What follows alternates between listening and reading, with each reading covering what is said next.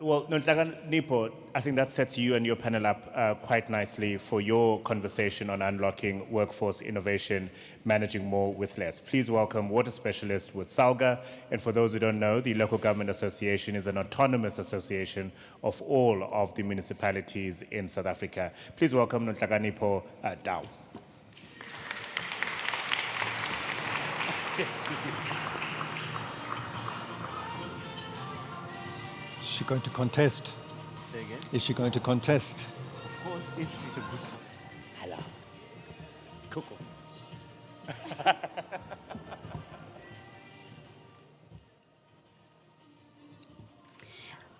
Good morning, everyone.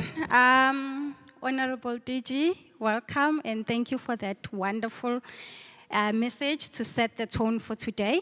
My name is Nonhlakanipho Tau, as I've been introduced. It's an honor today to actually be dealing with the issue of the people. Because without the people, there's a lot we can't do. I think on DG's presentation in the beginning when he spoke about the diagnosis of our current challenges, the first point there was around capacity.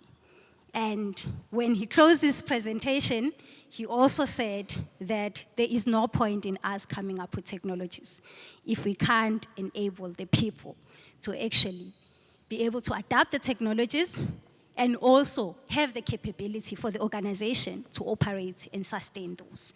So I think it's really set the tone for our session today. Before I continue with any introduction, I would like to first call up my panel members. I've got very diverse panel members in our session today. We do have one slight change. Miss Anne is actually not feeling well this morning, and maybe it's the travel. So her colleague, Jean Dick, will be the one actually representing, and even during the briefing, both of them were part of the engagement. So I'd like to welcome Jean Dick on stage as part of the panel.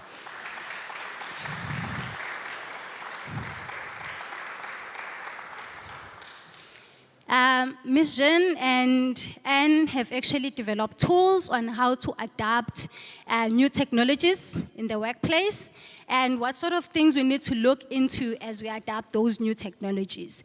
She is from the company of TICC, and today she'll be actually sharing that with us. Our next panel member is Benjamin. She's from Beyers Municipality. And he'll be really giving us that actual practical experience and maybe sharing whether he can concur with some of the issues that the DG has raised in his presentation. Please welcome Benjamin on stage.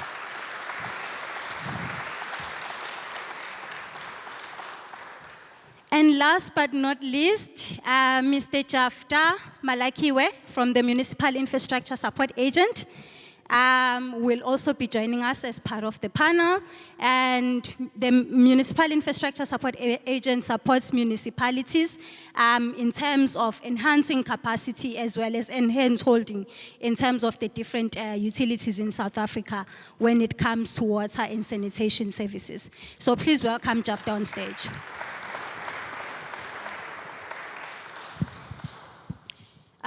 So welcome to our panel members, and mine is not really to say much since I'm just moderating the session.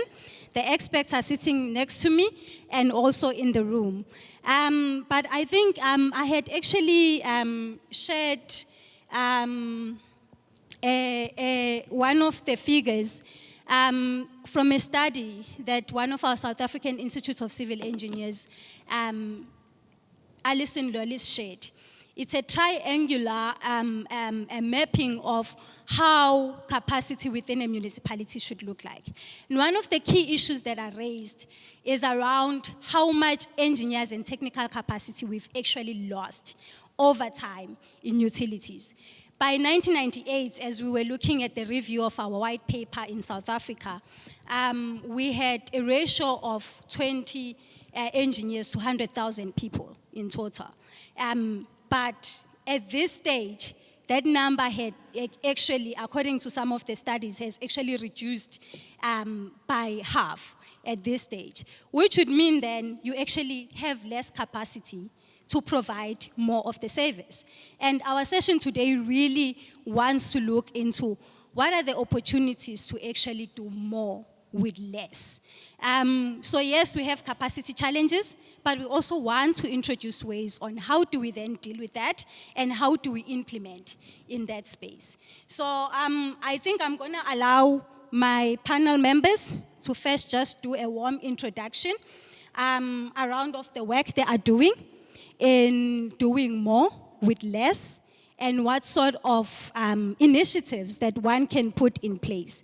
So this session, therefore, actually will confront the question of, is our challenge really merely HR, the numbers of recruitment, having the right people in place, or having the numbers, or do we really need to maybe reflect deeper into structural constraints?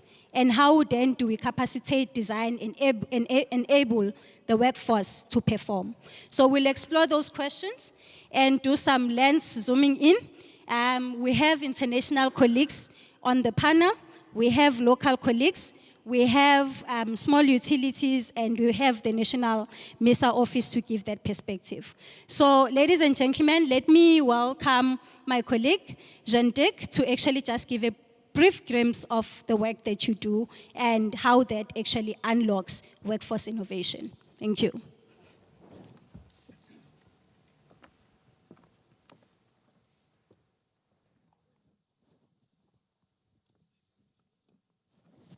Good morning, everybody.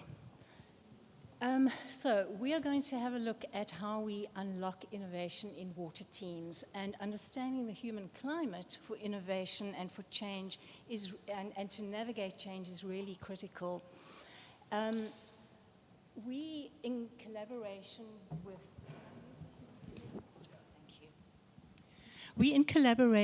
with Anglian Water have developed a tool that helps us realize that the human or the people are key to unlocking transformation.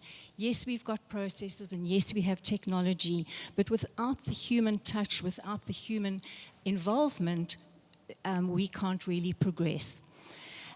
So this collaboration started in 2021. It's been an incredible journey and of discovery of how this tool has unfolded and what we aim to measure, and I'll explain that to you. But it has been designed to make the human climate for innovation visible and manageable. When you are able to see something, then you know what you're dealing with, and it just makes it a lot easier. So what we have developed is a survey tool which is designed to help teams understand how their working environment supports or holds back their ability to explore, experiment, and embrace change. It focuses on the climate, and that is the shared perception that team members have of their working environment. It looks at their attitudes, experiences that determine whether curiosity and creativity can survive and can thrive. So what we measure the level of curiosity, how connected team members feel, how confident they are in expressing their ideas, in challenging the status quo, and the commitment of team members to follow through and to deliver on what they've been developing. So the dimensions represent how well the team is set up to share ideas, to solve problems, and to create a more exploratory climate.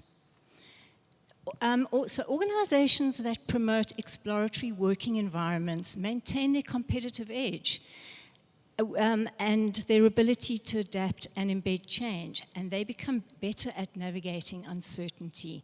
I mean, change is a given, and it's more rapid as the days progress, and how well are our people equipped to manage in that change? Why does this matter? Well, innovation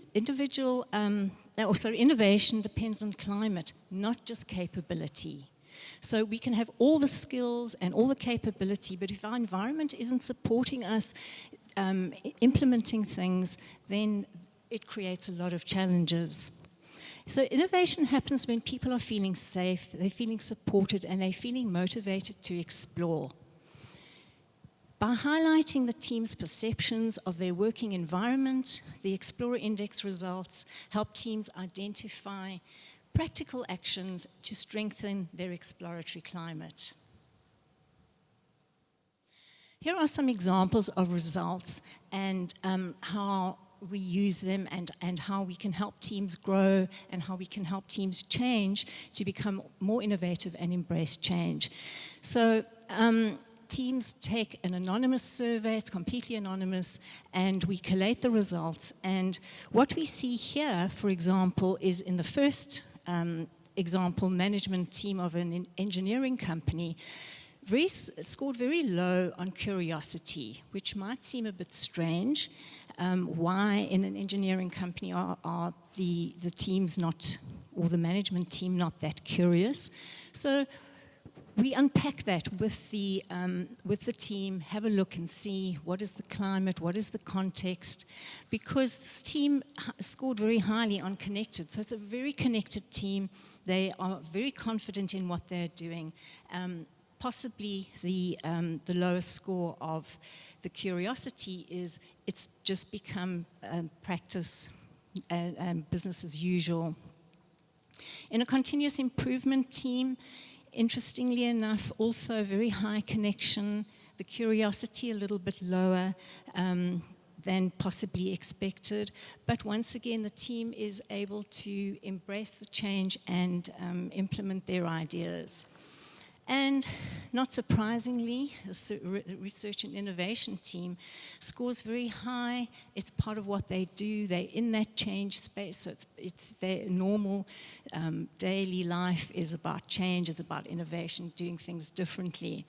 But what we do is take teams through the results and explain what it means, and then we provide them with suggestions for improvement along or against any of these dimensions to help them become more robust, to become more agile, to be able to deal with change and to implement the changes within the teams.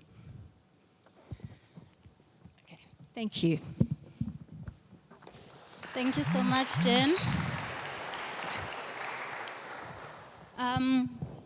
I think thank you for that, and I think it gives that soft touch of, it's not just the enabling environment that the DG referred to in terms of the systematic, but internally in the organization as well. The environment needs to be enabled.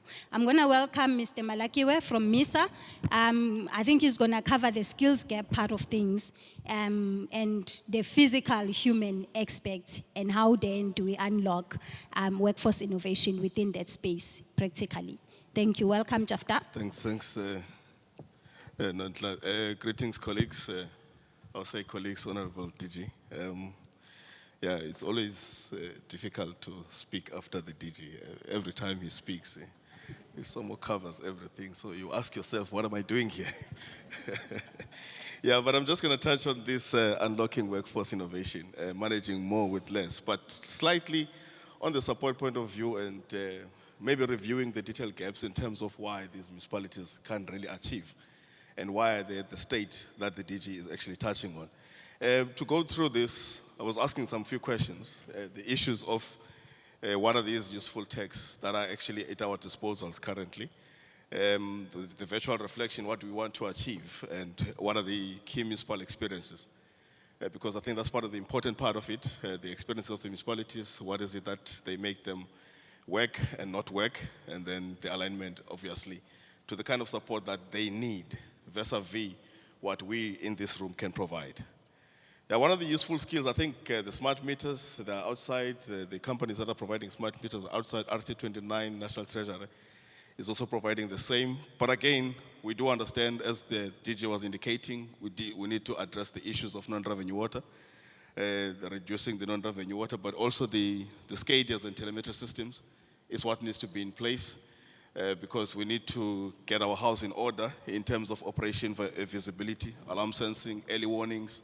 We need to address all of those, as well as the analytics. I think my colleague was talking to some of the analytics earlier on just now. This is the kind of picture that gets to happen when you actually put these softwares in place. We must all be able to manage the system, addressing the issues of early warning, sitting in our desktop, sitting in our homes. But again, I think as the technology is there, feasible on the ground for us to make use of, but are we ready? Is the infrastructure in our disposal ready to uptake the technology? That's the fundamental question. The summary of these municipalities, I think I've taken few municipalities that have been there, that have tried some few technologies, and also to indicate the results. Obviously, we do understand that the success of the results can reduce water losses. We did indicate that. The key challenges being the initial funding, of course. I think we spoke about this also yesterday with regards to the budgeting issues when it comes to the meters. The integration of staff training, that's where the capacity element comes in. Because we've got staff already in our disposal, in our environment, but are they ready for such a technology? Are they upskilled? Do they have the capacity to engage on such merits? The scaling coordination and across municipalities, are we able to conduct that data as well? Then we move to the why they succeed and why they fail. I think we've been touching on it partly in terms of the fails and successes. We do understand the reason of failure, aging infrastructure. It does affect the systems that we're trying to introduce. The administrative resistance in terms of risk version. We do understand our current administrators are resistant to change. The minute you bring in new technologies, let me put a case in point of a scenario yesterday of engineers saying they want this SCADA instrument to procure. And then on the other side, we've got our finances and compliance and SCM. They will start asking questions of, has this been tested? Is this sustainable? Will it be a solution? So those are the kind of issues that, at least if we look in the outward direction collectively, with the common goal, we can try to reduce those. The behavioral factors as well. But the success factors, we do understand the iteration and the leadership perspective of it. Because if you've got good leadership, I think it's the buy-in that DJ was talking about with the reforms. If we fix these from the reforms perspective, from the policy perspective, then we'll be able to address some of these integration tools as well as networks. One of the other questions, what kind of support the municipalities need? I'm sure we're all here wanting to be interested to such a slide because it's always important to know what is it that I can partake with the municipalities in terms of assisting the common goal. One of the fundamentals is the capacity skills building, colleagues. When you speak of capacity skills building, you're not only talking about the human resource, you talk about the know-how, the knowledge that needs to be embedded in them and understanding the technology. What is it that they understand about the technology? Are they clear of what the data needs to look like, how to analyze the data and maintenance of such? And also you look at the policy and regulatory framework. If ever in a municipal space, your policies are not talking to what you want to achieve, at an operational level, nothing will move because everybody is mandated as per their APP aligned to the policy of the organization, aligned to the reforms. DG was reflecting to the reforms. Obviously, it needs to go back to council. It needs to go back to the policy point of view. It must change from that angle of leadership, and then it must cascade down to the operations. But again, also vice versa, the technocrats must inform the accounting officers in terms of what needs to change in order to practically realize the objective of infrastructure. The funding issues and financial modeling, we did indicate it. We might have National Treasury having the RT29 to try and resolve the merits, but again, you find the situation of the cost effectiveness, one trying to say this new technology is highly priced.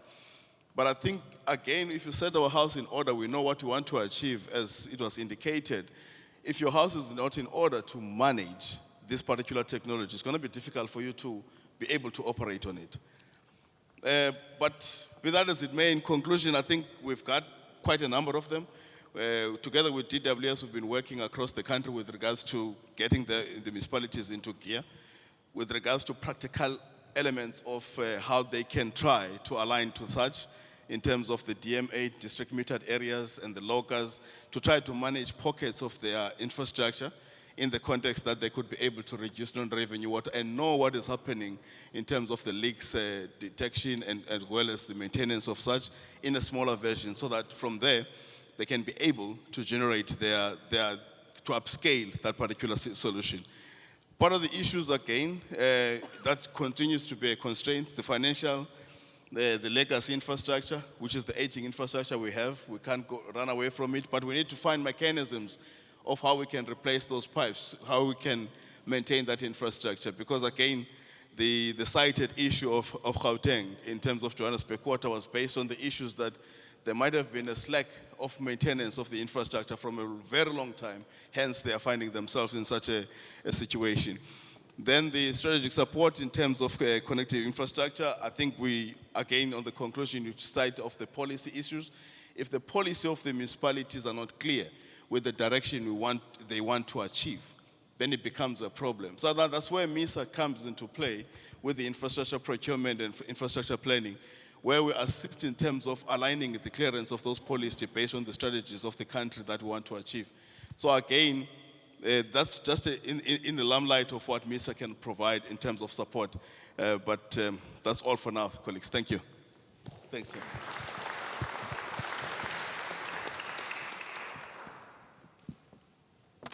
Thank you so much, Mr. Malakiwe. And thank you to my panel for the wonderful presentations. We've gotten the global view. We have had the local, municipal, but national perspective. And now I want to, before I allow the audience to interact with those presentations, I want to hear from you, Benny. You from Dr. Beyers, Naude, a small municipality in the Eastern Cape. Eastern Cape in South Africa is one of those rural provinces. And I can imagine, unlike the city of Cape Town, your capacity constraint might look very different. And obviously, looking at this presentation, you might have a perspective of how then do you implement and get to the mindset shift that Jen spoke about. So if you could just maybe share, how have you managed being a small municipality with capacity constraints to actually deal with that mindset shift and deal with the resistance? You would have seen, I think everything boils down to the issue of human capacity as well. So who maintains? The people.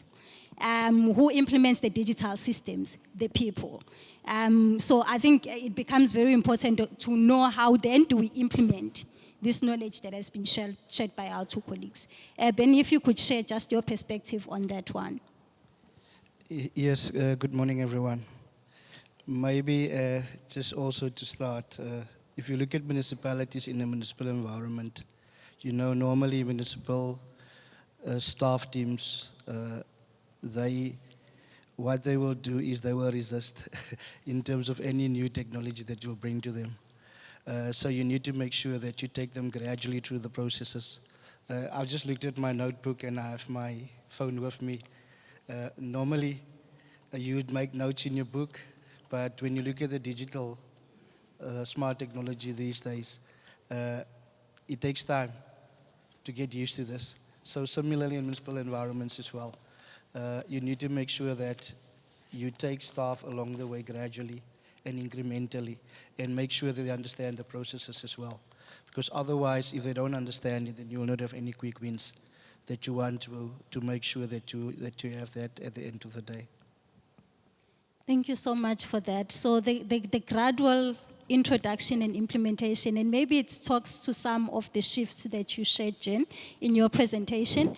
And I'm sure from the many things that you had layered during your presentation, there must be 2 or 3 things that along the lines of differentiation as well, because when someone looks at the perspective of how do you introduce new technology to the organization, you would have your cities of Cape Town, the metros, and then you would have the small utilities like Dr. Beyers. What are the 2 or 3 things that you can maybe share with us that would enable then one to be able to have that view of operating in a mindset shift and implementing exactly from the challenges that have been identified?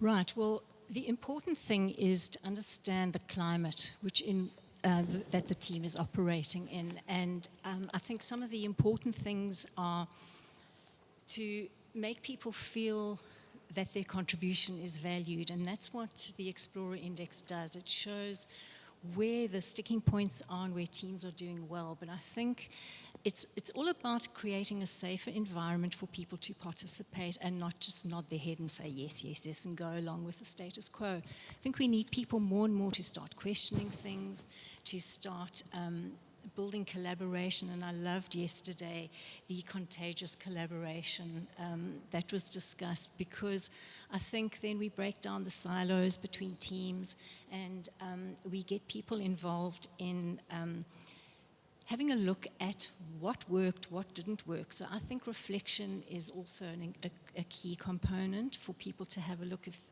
at the end of projects. What worked, what didn't work, and it doesn't take long, but how often do we do that? We just stumble into the next project and maybe just repeat the same things. So I think it's about pausing and having a look at what are we dealing with and where are the people sitting? How do they feel about their environment? And creating that space where people can contribute in a way that is meaningful for the changes, for innovating and for adopting the changes. Thank you so much for that, Jen. And I really think it speaks to that transition that Benny was talking about, the slow steps in introducing. It's more like change management principles, basically.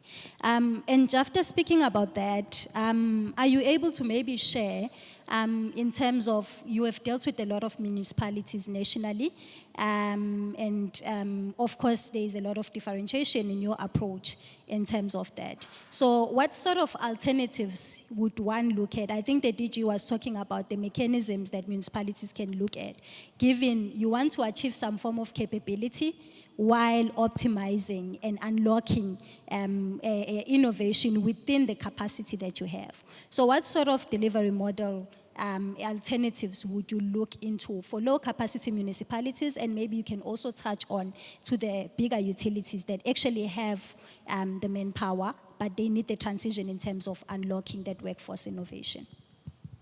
Yeah, thanks, Nonhla. Yeah, if you look at the practicality part of it, let's say you are looking at the smallest municipalities.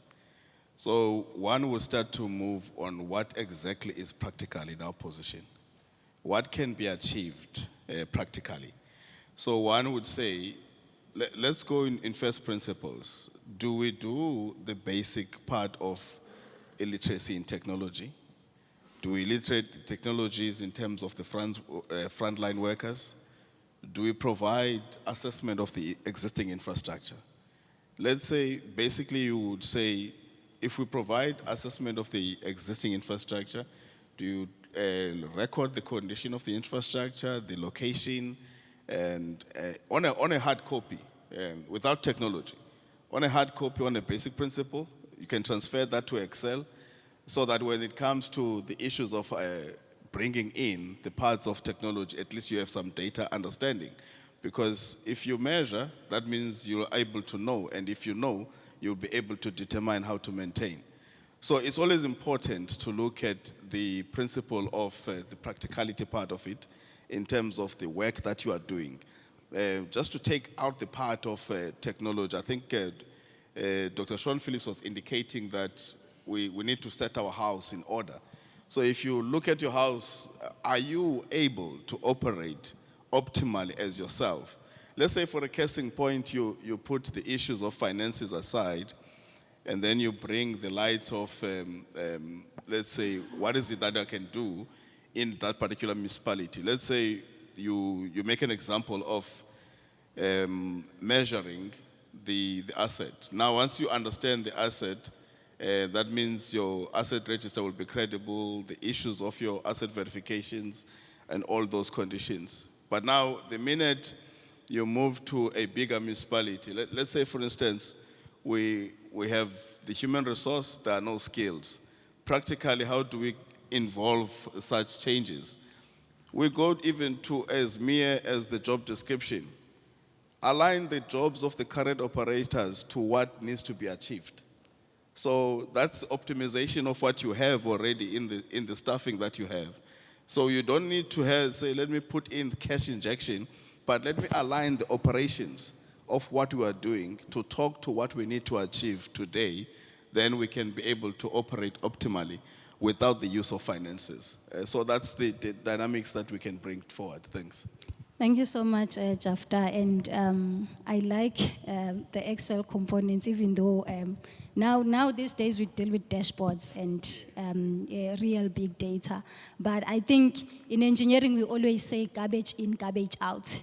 So it's always good to understand the first principles. So I think I appreciate that. I do want the audience to maybe interact with the presentation if there are any inputs or question. While we take the hands from the audience, I want the panel to just prepare to close out the session around, I like, Jafta, you mentioned the issue of practicality. So maybe, John, from the global perspective, how practically we can implement some of the workforce innovation and doing more with less. Maybe if you can give your perspective as a closing remark, and from a small utility perspective, what opportunities have you identified between yesterday's discussions and today? We even spoke about procurement and all the other issues. And then Jafta, maybe just takeaways in terms of our discussion. Colleagues, if there are any questions around the unlocking workforce innovation and optimizing in terms of our capacity in the different utilities. I see 2 hands this side.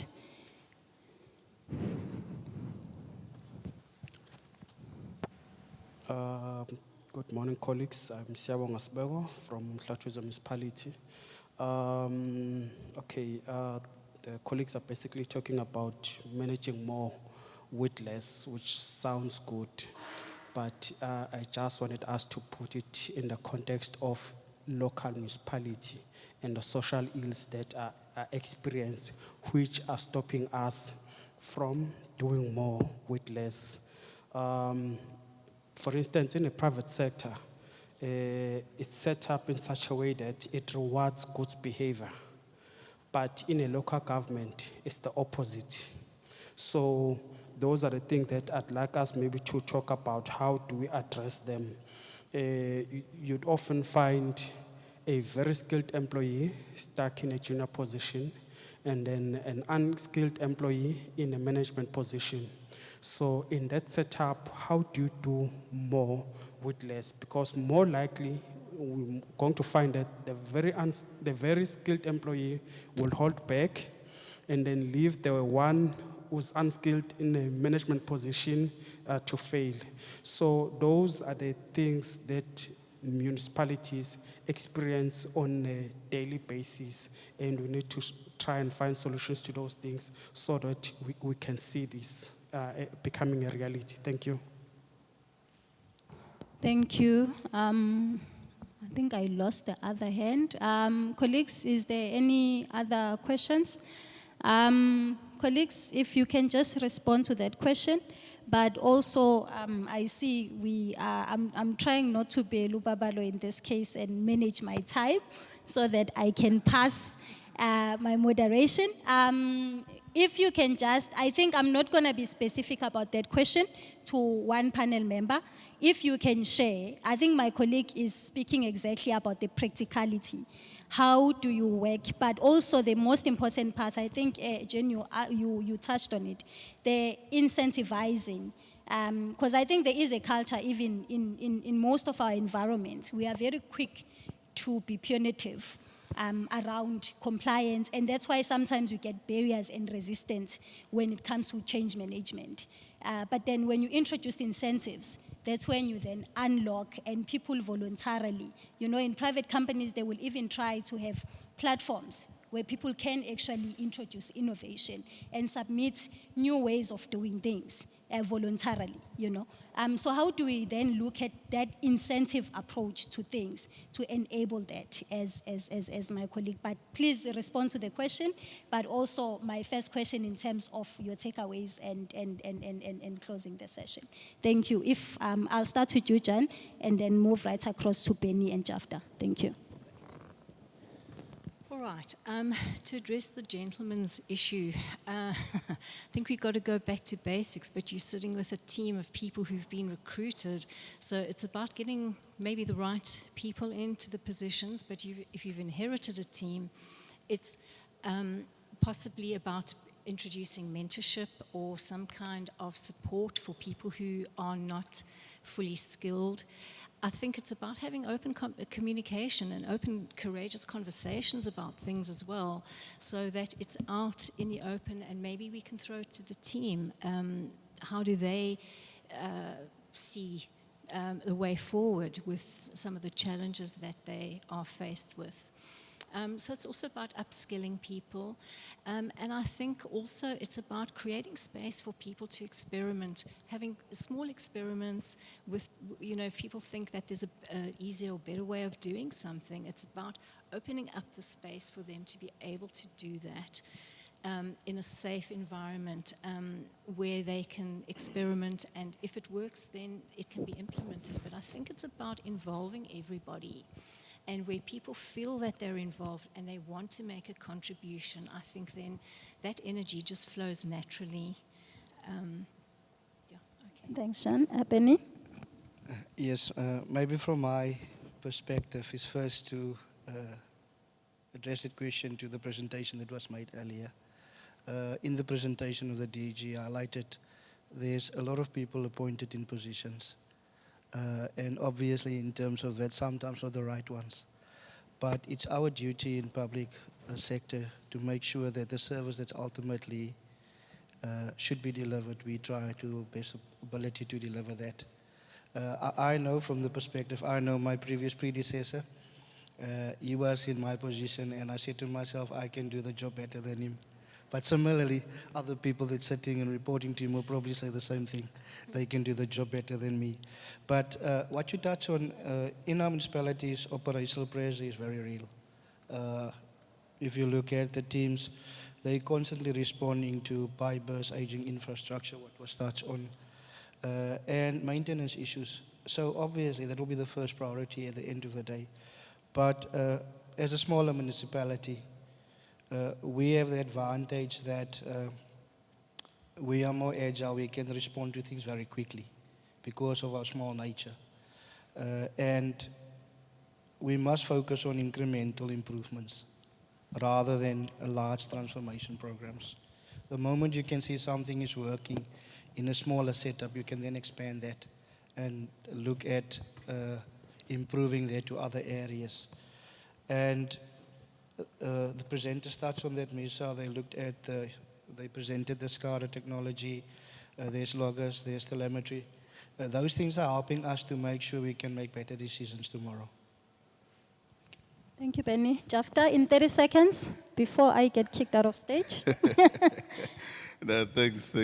No, actually, it's quite a profound question because it cuts across what was presented earlier by DG.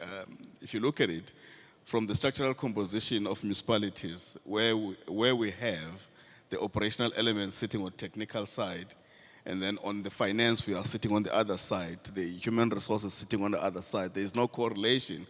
And often we have silo mentality within our operation. So we need that level of integration in our structures in terms of understanding that at least when we are doing the skills audit, and the transformation audit match and place from the human resource component, it takes into consideration the gaps that have been earmarked by the technical guys and what is needed in terms of match and place to realize the optimization of our structures. But to touch also on what the DG was indicating earlier, the matters with which the structural composition has been researched, that particular item, because we were working closely with DWS as well as SALGA in trying to establish how best are other countries across the world doing with regards to water utilities and water operations. And you'll take stock that within their operations of technical expertise, there is a human resource capacity in terms of that particular department to try and see and assess in terms of the skills audit and the optimization of that skill being used adequately, because we tend to have